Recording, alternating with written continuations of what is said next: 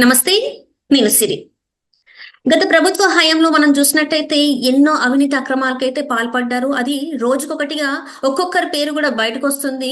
అయితే ఇప్పుడు ఇంతవరకు చూసుకున్నట్టయితే ఇది రాష్ట్ర వ్యాప్తంగానే జరిగిందని అందరూ అనుకుంటున్న తరుణంలో ఈ అవినీతి అక్రమాలన్నీ రాష్ట్రంలోనే పాల్పడ్డారు అనుకుంటున్నారు అందరూ. అయితే ఇప్పుడు ఇంటర్నేషనల్ లెవెల్లో కూడా ఈ గత ప్రభుత్వ నాయకులు ఎవరైతే ఉన్నారో మాజీలందరూ కూడా అక్కడ ఇంటర్నేషనల్ లో వీళ్ళ సత్తా చాటారు. అక్కడ కూడా వీళ్ళ అవినీతి అక్రమాలకి కేసులు అయితే ఓపెన్ అయిపోయాయి. అక్కడ గౌతమ్ అదానీ గారి అరెస్ట్ వెనకాల లింకులు ఇక్కడ ఆంధ్రప్రదేశ్ లో కనిపిస్తున్నాయి. అసలు ఏం జరిగిందనే అంశాన్ని మనకు వివరించడానికి మనతో పాటు ఉన్నారు TDP official spokesperson Uppalapati Srinivas Chowdary గారు. నమస్కారం సార్. నమస్తే. నమస్తే సార్, ఇప్పుడు చూస్తున్నట్టయితే ఏదైతే అమెరికాలో అదానీ కేసులో కొంతమంది మాజీల పేర్లు, గత ప్రభుత్వంలో ఉన్న నాయకుల పేర్లు అయితే వినిపిస్తుంది.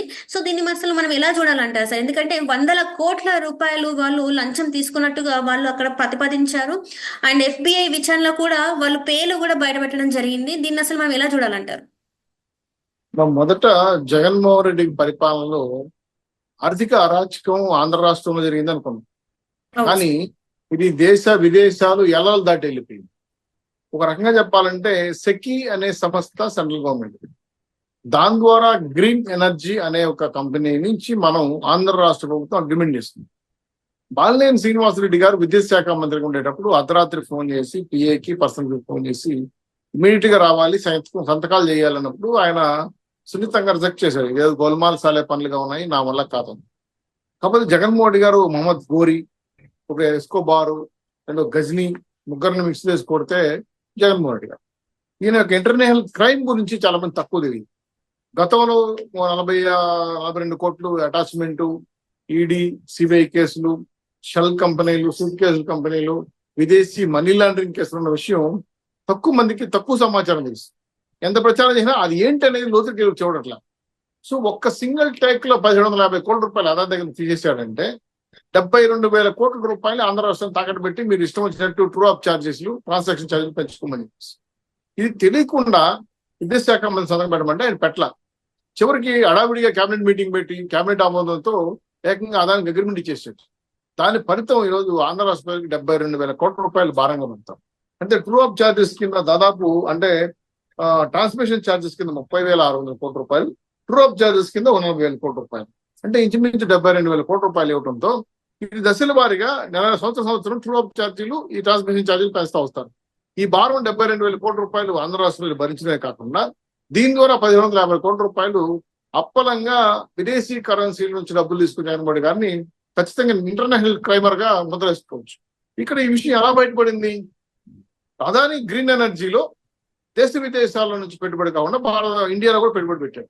అలాగే అమెరికాలో ఉన్న సిటిజన్స్ ఒక $175 బిలియన్ అదాని గ్రీన్ ఎనర్జీలో సెబీ ద్వారా ఇన్వెస్ట్ చేశారు. అక్కడ నుంచి ఈ డబ్బులు ఇక్కడ జగన్మోహన్ రెడ్డి గారితో సెకీ ఒప్పందం చేసిన తర్వాత 7 ఏళ్లుగా 3,000 మెగా యూనిట్లు, మళ్ళా 4,000 మెగా యూనిట్లు కలిపి 7,000 యూనిట్లు 2004కి సప్లై చేయాలని ఒప్పందం కూర్చున్నప్పుడు వాళ్ళు ఇన్వెస్టర్స్ ఆకర్షించబడి ఆ ఇన్వెస్ట్మెంట్స్ డబ్బులు పెట్టారు. సో భారీగా రేట్లు పెరుగుతాయి, మన షేర్ వాల్యూ పెరుగుతుంది. ఇది అమెరికాలో ఉన్నటువంటి కొంతమంది ఇన్వెస్టిగేషన్ ఆఫీసర్లు ఏపీలో నెంబర్ 1 స్థానంలో ఉన్న వ్యక్తికి ఈ డబ్బులు ఇచ్చారు అని నిర్ధారించుకున్న తర్వాత గతంలో చాలా కుంభకోణాలు బయటపడ్డాయి. అది ల్యాండ్, శాండ్, మైన్, వైన్ చెప్పుకుంటా వస్తుంది.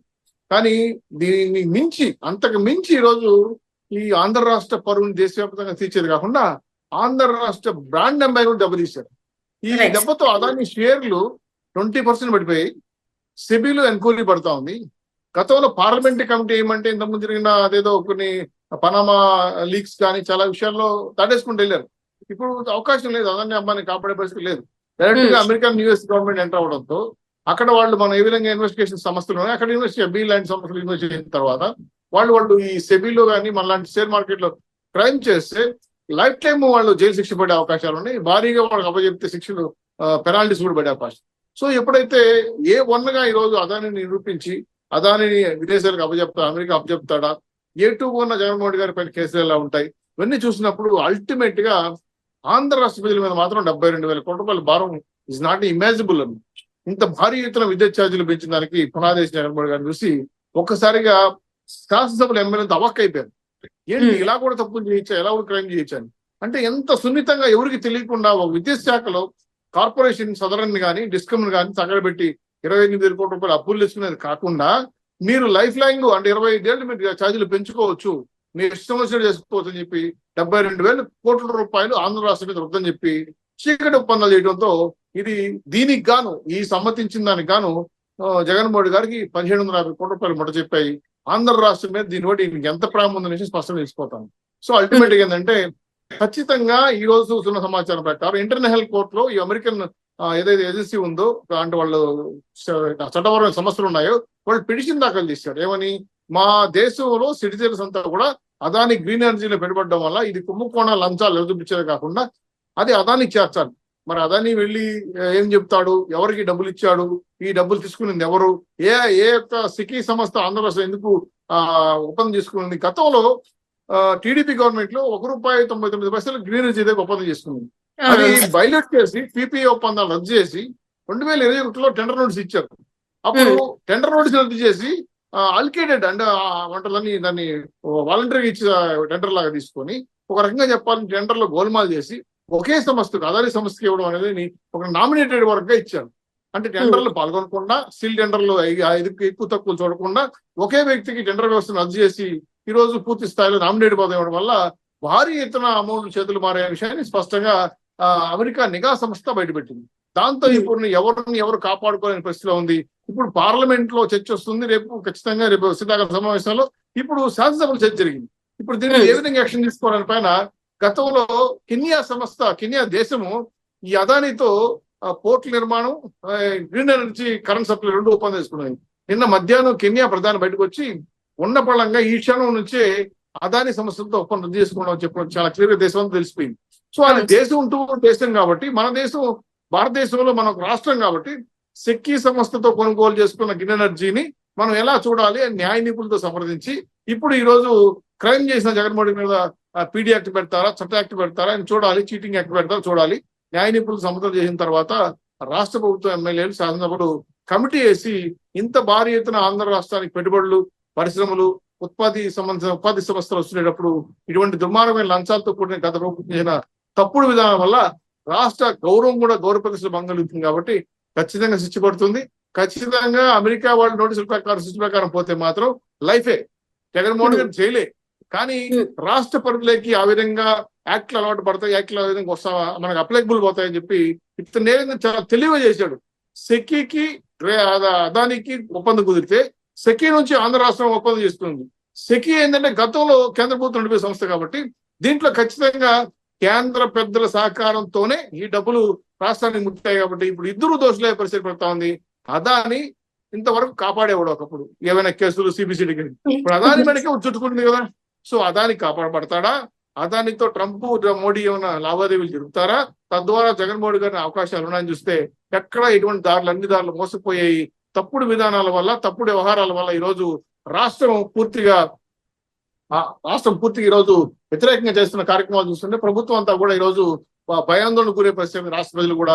దీనివల్ల ఏమవుతుందంటే ఖచ్చితంగా రాష్ట్ర పరిధిలో ఉన్నటువంటి ప్రజలు ఏవైతే విద్యుత్ ఛార్జీలు పెంచమని చెప్పి ఎన్డీఏ కూటమి హామీ ఇచ్చిందో దాన్ని నిలబెట్టుకోవాలంటే వీళ్ల మీద చర్య తీసుకోవాల్సిన అవసరం తప్పనిసరి అవుతా ఉంది. కాబట్టి ఆ దిశగా ఈరోజు శాసనసభలో ముఖ్యమంత్రి గారు ఎన్డీఏ కూటమి సభ్యులందరూ కూడా కలిసి ఈ చట్టాన్ని పరిశీలించి న్యాయ నిపుణులు సలహా తీసుకొని ఖచ్చితంగా జైలు పాలు చేసే అవకాశం తొందరలోనే ఉంది. జగన్మోహన్ గారు జైలు పాలు అయ్యే అవకాశం ఉంటుంది. కాబట్టి దీని మీద వైఎస్ఆర్సీపీ వాళ్ళ నాయకులని కూడా నేలగరుచుకొని ఇప్పుడు మన పార్టీ పరిస్థితి ఏంది, మన పరిస్థితి ఏంది, రేపు భవిష్యత్ కార్యక్రమాలు అర్థం కాక చెల్లెలతో సహా రివర్స్ అయ్యారు. సెకీతో ఒప్పందం చేసుకుని ₹1,000 కోట్ల తినేసావు నువ్వు లంచకారి. అది సొంత పార్టీని ప్రతిపక్ష నాయకులు గెలిపించుకోలేని నువ్వు ఇటువంటి దుర్మార్గంగా పాల్పడడం తప్పు. వెంటనే చర్యలు తీసుకోమని కాంగ్రెస్ పార్టీ అధ్యక్షులుగా ఆవిడ చర్య తీసుకుంటుందని చెప్తా ఉంది. ప్రతిపక్షాలు కూడా ఈ రోజు రాష్ట్రంలో సిపిఐ ఎం పార్టీలు కూడా ఈ రోజు ధర్నా చేసే సిద్ధమవుతున్నాయి. కాబట్టి టోటల్ గా జగన్మోహన్ గారికి అన్ని దారులు మోసకపోయాయి. శ్రీకృష్ణ జన్మస్థానం తప్పదనే విషయాన్ని స్పష్టంగా కనబడతా ఉందమ్మా. దీంట్లో ఇంకా దేవుడు కూడా ఇన్ని కాపాడే పరిస్థితి లేదు. అన్ని రకాల దారులు మూసుకునేది కాకుండా ఇంటర్నేషనల్ కోర్టులో ఈ కేసు ఫైల్ అయిందంటే మాత్రం జగన్మోహన్ గారికి తిప్పలు తప్పవు. వేడిలు కన్ఫర్మ్ అయిన విషయాన్ని స్పష్టంగా చెప్పదలుచుకున్నాను. Right sir. Thank you so much sir. మీరు మాతో పాటు జూమ్ కాల్ వచ్చిన ధన్యవాదాలు సార్.